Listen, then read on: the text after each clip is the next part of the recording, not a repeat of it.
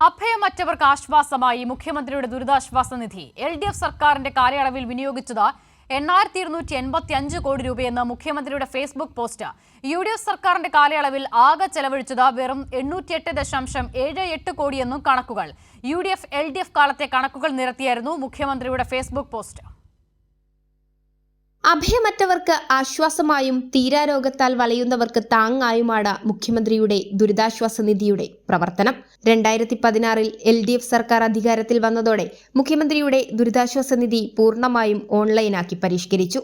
ഇതിലൂടെ ചുവപ്പ് നാടുകളിൽ കുരുങ്ങി മാസങ്ങളോളം കാത്തിരിക്കേണ്ടി വരുന്നവർക്ക് വലിയ ആശ്വാസമാണ് ലഭിച്ചത്.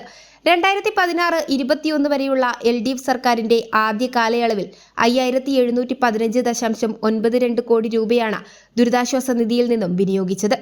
ഇതിൽ ചികിത്സാ ധനസഹായമായി മാത്രം 918.95 കോടി രൂപ നൽകി.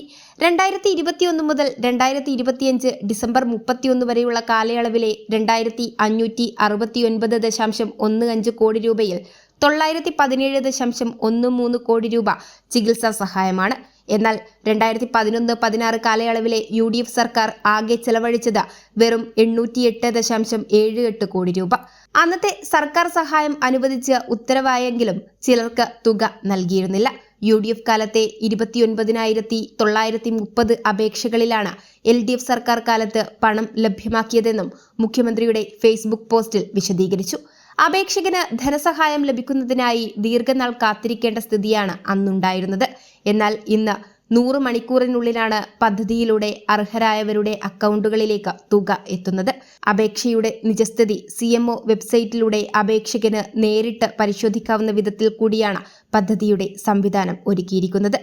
കൈരളി ന്യൂസ്, തിരുവനന്തപുരം.